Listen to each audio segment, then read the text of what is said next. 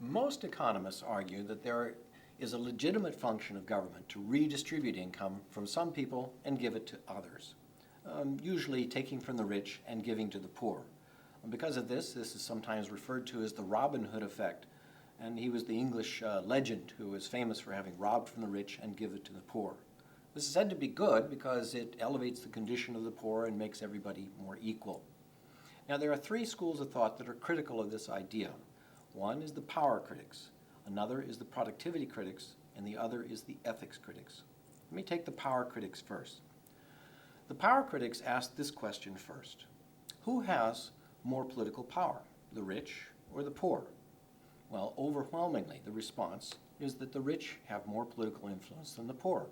So you have to ask yourself, if they have the wealth and the power, and they want to give it to the poor, they don't need the government to do it. They could just do it. So the power critics say there's another party involved, not just the rich and the poor, but the politically powerful, those insiders who take money for themselves. You'll recall in the story about Robin Hood that the villain of that story was the government official, the Sheriff of Nottingham, and his ally Prince John. And what they did is they took from the rich because they had the most to take, and they took from the poor, who were the most defenseless, and gave it to themselves. Thus, the power critics argue that this redistribution effect, though it's said to be helping the poor, is mostly going to help themselves. The second category of critics are the productivity critics. Now, the productivity critics might first open up with this kind of question. Suppose you've got a government house. On the one side are people paying money in, and on the other side are people taking money out. And you have to ask people this question, on which side of the house would they rather be on?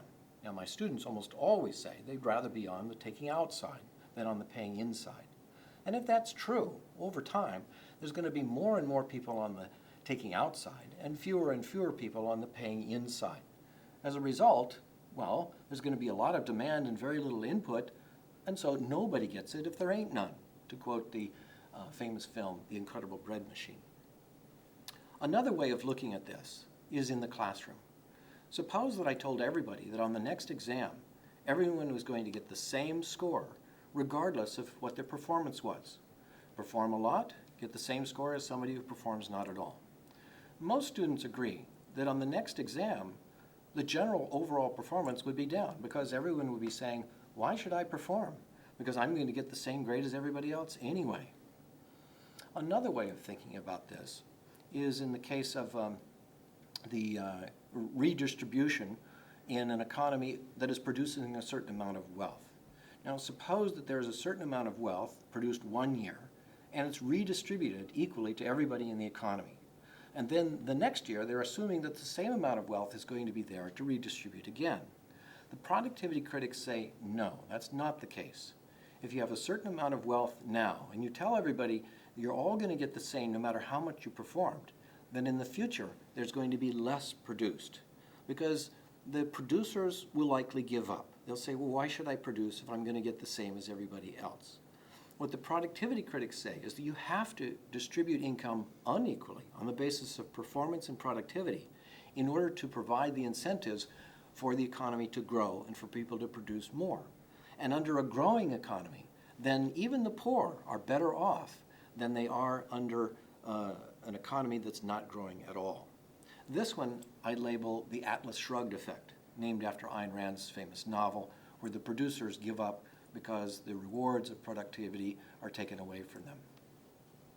I have a case of how taxes harm people and reduce productivity, and this is derived from the book, The Adventures of Jonathan Gullible, A Free Market Odyssey. Now, Chapter 6 entails the tall tax, where people are taxed according to their height, because it's argued it's unfair that some people are taller than others. They are rewarded by jobs and promotions in ways that other people aren't, so they should be taxed more than others. Well, take a look at this and see what happens when this kind of tax occurs.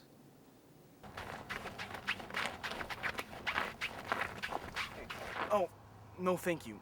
I can walk just fine on my feet. Then why don't you? Ow! It's a minor adjustment to the tax code.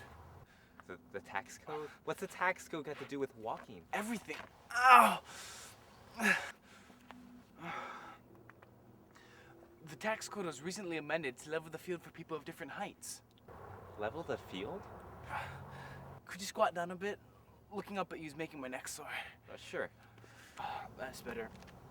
The Council of the Lords decided that tall people get too many advantages. Advantages? Well, tall people are always favored in hiring, promotion, sports, entertainment, politics, and even marriage. Ow!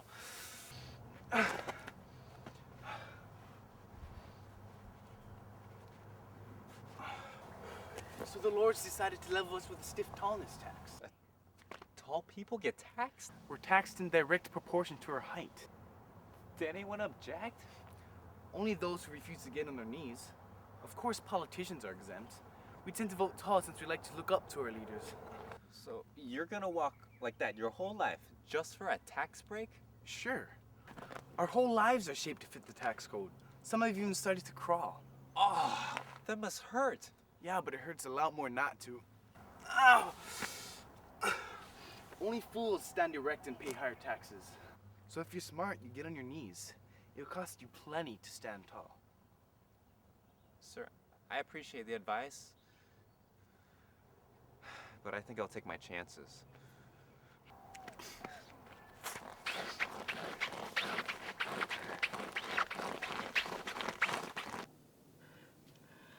So you can see that sometimes the taxes can have a negative effect on productivity and performance.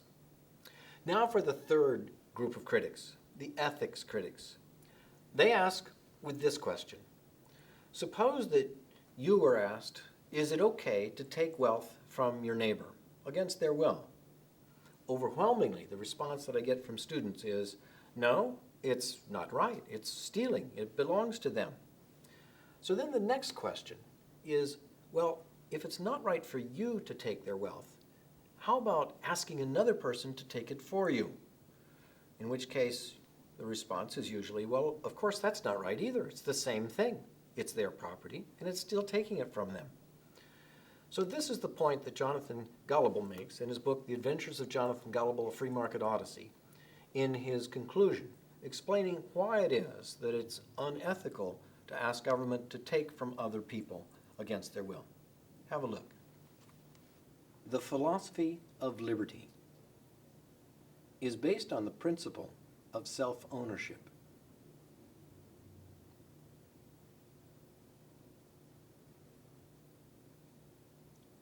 Self-ownership. You own your life.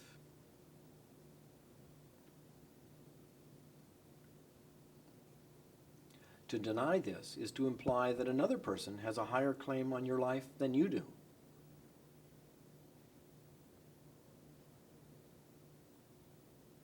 No other person or group of persons owns your life.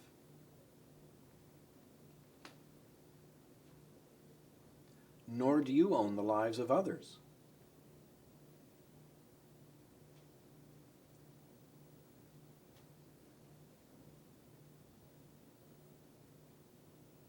You exist in time, future, present, and past. This is manifest in life, liberty, and the product of your life and liberty. To lose your life is to lose your future. To lose your liberty is to lose your present. And to lose the product of your life and liberty is to lose that portion of your past that produced it. A product of your life and your liberty is your property. Property is the fruit of your labor, the product of your time, energy, and talents. Property is that part of nature which you turn to valuable use.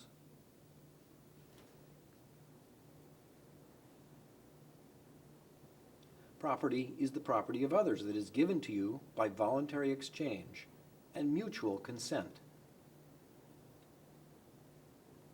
Two people who exchange property voluntarily are both better off, or they wouldn't do it. Only they may rightfully make that decision for themselves.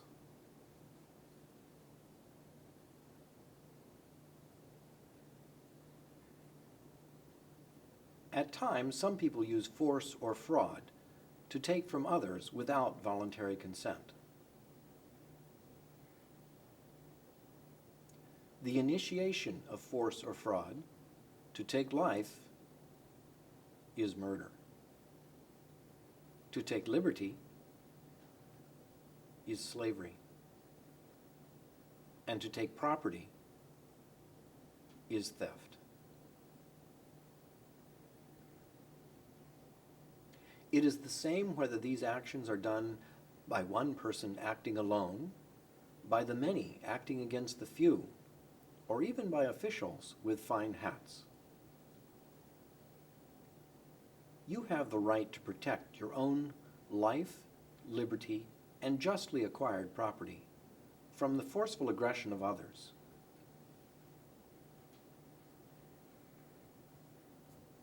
And you may ask others to help defend you.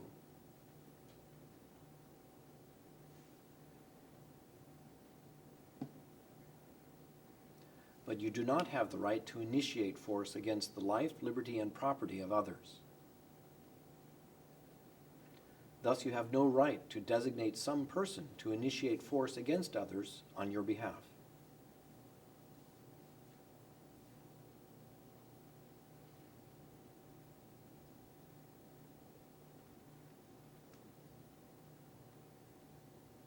You have the right to seek leaders for yourself, but you have no right to impose rulers onto others.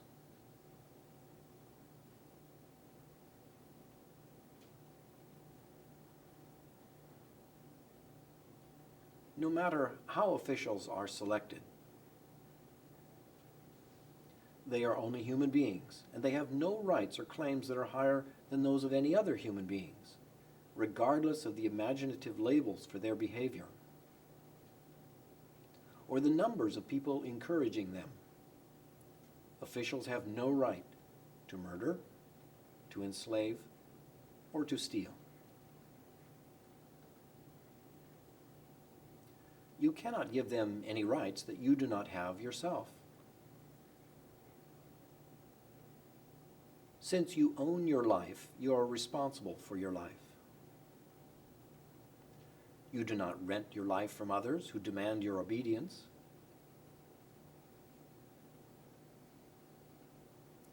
Nor are you a slave to others who demand your sacrifice.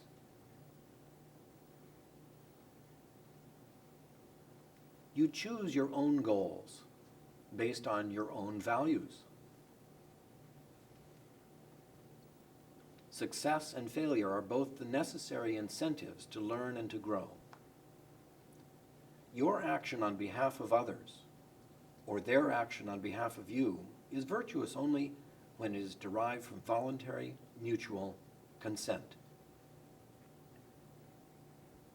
For virtue can exist only where there is free choice. This is the basis of a truly free society. It is not only the most practical and humanitarian foundation for human action, it is also the most ethical. Problems in the world that arise from the initiation of force by government have a solution.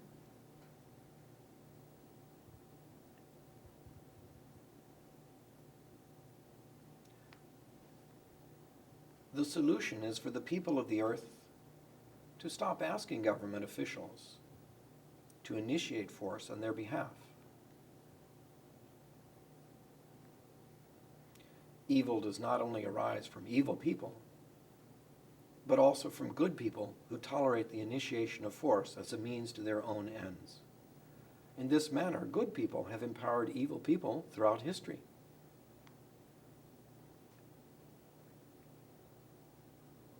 Having confidence in a free society is to focus on the process of discovery in the marketplace of values, rather than to focus on some imposed vision or goal. Using governmental force to impose a vision on others is intellectual sloth, and typically results in unintended perverse consequences.